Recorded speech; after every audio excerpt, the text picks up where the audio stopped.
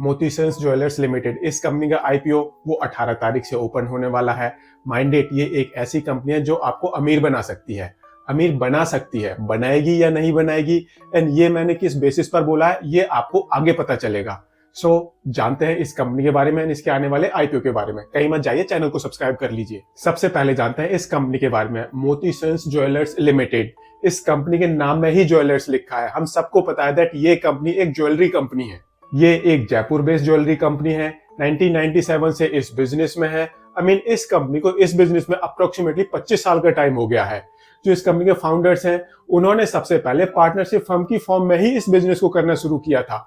बाद में उन्होंने पार्टनरशिप फर्म से कन्वर्ट करके कंपनी बना ली एंड अब वो कंपनी अपना आईपीओ लेकर आ रही है। अब ये एक ज्वेलरी कंपनी है, तो बाकी और ज्वेलरी कंपनीज की तरह ये कंपनी ज्वेलरी बनाकर भी बेचती है एंड ज्वेलरी खरीद कर भी बेचती है। जो ये कंपनी ज्वेलरी बनाकर बेचती है वहां से 12.5% की रेवेन्यू आती है एंड जो ये कंपनी ज्वेलरी खरीद कर बेचती है वहां से 87.5% के आसपास की रेवेन्यू आती है। अब ये इंडिया है एंड इंडिया के अंदर सबसे ज्यादा गोल्ड ज्वेलरी बिकती है। तो जो इस कंपनी की टोटल रेवेन्यू है, अप्रोक्सीमेटली 82% रेवेन्यू वो सिर्फ गोल्ड ज्वेलरी की सेल से आती है। 9% रेवेन्यू वो डायमंड ज्वेलरी की सेल से आती है एंड बाकी की रेवेन्यू इस कंपनी की सिल्वर ज्वेलरी या फिर अदर ऑर्नामेंट्स की सेल के थ्रू आती है। अब ये एक ज्वेलरी कंपनी है, एक किस्म से रिटेलर है, तो यहाँ पर टॉप 5 कस्टमर, टॉप 10 कस्टमर ऐसा कोई कॉन्सेप्ट नहीं चलता।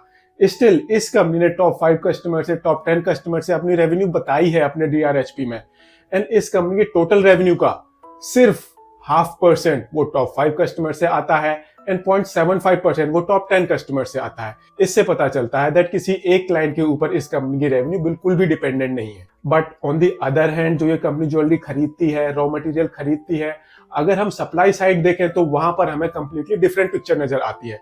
जो इस कंपनी की टोटल परचेजिंग है उसमें से 37% ये कंपनी टॉप 5 सप्लायर से परचेज करती है एंड अप्रोक्सीमेटली 50% वो टॉप 10 सप्लायर से परचेज करती है।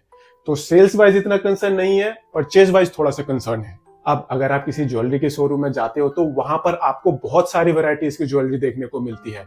ऐसा ही इस कंपनी के केस में है। इस कंपनी की जो वैरायटीज हैं, ये company more than 3 lakh different varieties की ज्वेलरी बेचती है, डिफरेंट कैटेगरीज में बेचती है, डिफरेंट प्राइस रेंज में बेचती है। तो अगर हम इस कंपनी के गोल्ड ज्वेलरी की प्राइस रेंज की बात करें तो इस कंपनी की गोल्ड ज्वेलरी वो 2,500 रुपए से शुरू होती है एंड 32 लाख रुपए तक जाती है। ऐसे ही इस कंपनी की डायमंड ज्वेलरी वो 5,000 रुपए से शुरू होती है, 82 लाख रुपए तक जाती है। इस कंपनी की जो सिल्वर ज्वेलरी है वो 150 रुपए से शुरू होती है, 1.5 लाख रुपए तक जाती है। तो बेसिकली ये कंपनी सभी तरह के कस्टमर्स की नीड को कैटर करती है। हमने इस कंपनी के बारे में जाना, इस कंपनी का बिजनेस मॉडल देखा। अब देखते हैं दैट इस कंपनी के फाइनेंसेस इस कंपनी के बारे में क्या बताते हैं। ये एक जयपुर बेस्ड कंपनी है, एक ही सिटी के अंदर ऑपरेट करती है, एक स्टेट के नहीं, सिर्फ एक सिटी के अंदर ऑपरेट करती है। तो बेसिकली ये काफी छोटी कंपनी है। अगर हम इस कंपनी का एसेट बेस देखें तो काफी कम है। मार्च 2021 में इस कंपनी के जो टोटल एसेट्स थे वो थे 275 करोड़ रुपीस के, जो कि बढ़कर मार्च 2023 में हो गए 336 करोड़ रुपीस के। यानी सितंबर 2023 में 348 करोड़ रुपीस के आसपास है। इस कंपनी का एसेट बेस बहुत कम है, हालांकि वो कंटिन्यूसली बढ़ता जा रहा है।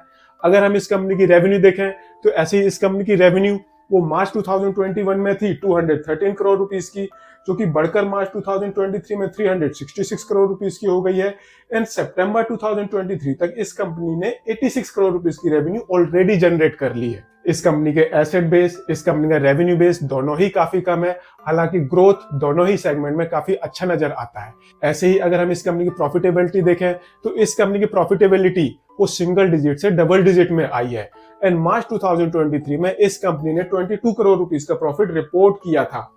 ऐसे ही अगर हम इस कंपनी की बोरोइंग देखें तो बोरोइंग थोड़ा सा कंसर्निंग है। अगर हम इस कंपनी की सेल्स देखें, इस कंपनी की प्रॉफिटेबिलिटी देखें तो फिर हमें इस कंपनी की जो बोरोइंग है वो थोड़ी सी कंसर्निंग पिक्चर प्रेजेंट करती है। बिकॉज मार्च 2021 में जो इस कंपनी की टोटल बोरोइंग थी वो थी अप्रोक्सीमेटली ₹141 करोड़ रुपीस की, जो कि बढ़कर मार्च 2023 में हो गई है 165 करोड़ रुपीस के आसपास की। ये इस कंपनी की रेवेन्यू के हिसाब से, इस कंपनी की प्रॉफिटेबिलिटी के हिसाब से काफी ज्यादा है। ऑन दी अदर हैंड अगर हम इस कंपनी का ऑपरेटिंग कैश फ्लो देखें तो ये कंपनी अपने ऑपरेशन में कंटिन्यूसली पॉजिटिव कैश जनरेट करती आ रही है। ये काफी अच्छा माना जाता है एंड ज्वेलरी कंपनी है, ऑब्वियसली ज्वेलरी खरीदेगी सस्ते रेट पर, बेचेगी महंगे रेट पर, तो ऑपरेशन से कैश तो जनरेट होगा ही होगा। ऐसे ही अगर हम इस कंपनी के एबिटा मार्जिन्स देखें 15% से कम है, पैट मार्जिन्स देखें 6% के आसपास है। हालांकि both EBITDA margins and PAT margins वो कंटिन्यूसली इंक्रीज होते जा रहे हैं, इस कंपनी की प्रॉफिटेबिलिटी बढ़ती जा रही है। ऐसे ही जो इस कंपनी की रिटर्न ऑन कैपिटल एम्प्लॉयड है वो भी कंटिन्यूसली बढ़ती जा रही है, एंड दैट टू काफी अच्छे रेट से बढ़ती जा रही है। एंड मार्च 2022 में इस कंपनी की जो रिटर्न ऑन कैपिटल एम्प्लॉयड थी वो 30% से ज्यादा थी, ये काफी अच्छा माना जाता है। सो इस कंपनी का बिजनेस मॉडल अच्छा है, नॉर्मल ज्वेलरी कंपनीज की तरह ही है। ऑन द अदर हैंड इस कंपनी के फाइनेंशियल्स काफी अच्छी पिक्चर प्रेजेंट करते हैं। आई मीन छोटी कंपनी है बट फाइनेंशियल्स उस कंपनी के हिसाब से काफी अच्छी पिक्चर प्रेजेंट करते हैं। अब इस कंपनी को फर्दर ग्रो करना है, जिसके लिए ये कंपनी अपना आईपीओ लेकर आ रही है। आईपीओ का टोटल साइज है अप्रोक्सीमेटली 151 करोड़ रुपीस के आसपास का, एंड ये सारा का सारा फ्रेश इशू कंपोनेंट है। आई मीन इस आईपीओ के थ्रू जितने भी पैसे इस कंपनी के पास आएंगे वो सारे के सारे पैसे यूज होंगे इस कंपनी की फ्यूचर में रेवेन्यू ग्रोथ को इंक्रीज करने के लिए।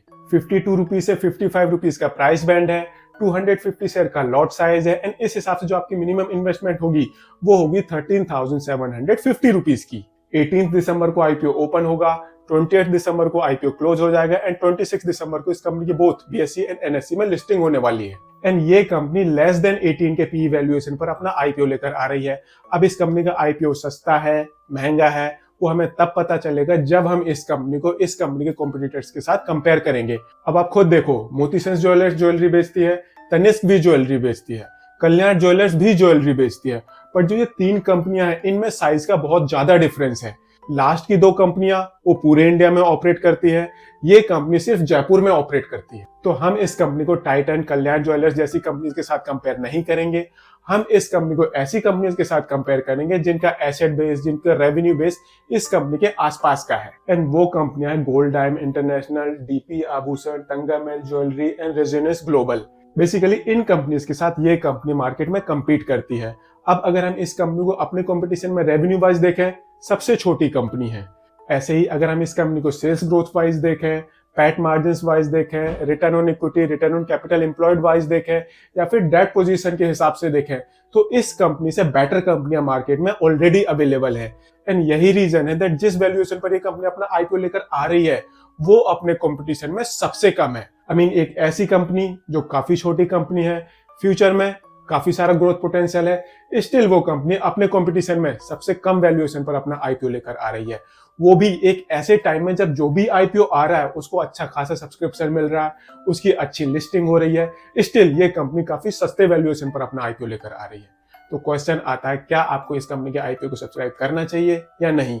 अगेन ये आपका अपना डिसीजन है, सोच समझ कर लें।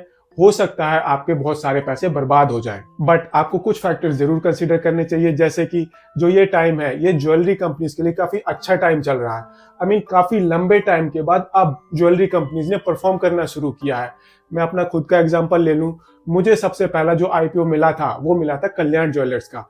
जब से कंपनी का आईपीओ आया था और उसके 1-2 साल बाद तक उस कंपनी का शेयर वो आईपीओ प्राइस से नीचे ही ट्रेड कर रहा था, बट सडनली इसी कुछ टाइम पीरियड में उस कंपनी के शेयर वो एकदम से 3 गुना हो गया था। अब आपको इस कंपनी में क्या करना चाहिए, वो आपको अपना डिसीजन थोड़ा सा सोच समझ कर लेना चाहिए।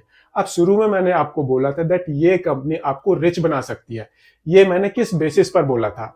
ये मैंने बोला था अगर आप इस कंपनी के जो लीगल केसेस हैं जो इस कंपनी के अगेंस्ट चल रहे हैं, तो काफी सारे ऐसे केसेस हैं जो सेबी ने इस कंपनी के प्रोमोटर्स के अगेंस्ट इनिशिएट किए हुए हैं, सेबी ने इस कंपनी के ग्रुप कंपनीज के अगेंस्ट इनिशिएट किए हुए हैं। मैटर क्या है? मैटर है दैट जो इस कंपनी के प्रोमोटर्स हैं, जो ग्रुप कंपनियां हैं, उन्होंने सस्पिशियस ट्रेड्स किए हैं। सस्पिशियस ट्रेड्स क्या होते हैं वो मुझे आपको बताने की जरूरत नहीं है। एंड अब आपको समझ में आया होगा दैट मैंने ऐसा क्यों बोला दैट ये कंपनी आपको अमीर बना सकती है। अब वो कितने टाइम के लिए अमीर बनाएगी वो डिपेंड करता है इस कंपनी के शेयर वो किस तरह से परफॉर्म करेगा। अगर वीडियो पसंद आया हो इसे लाइक शेयर जरूर करें एंड चैनल को सब्सक्राइब करें। Thank you.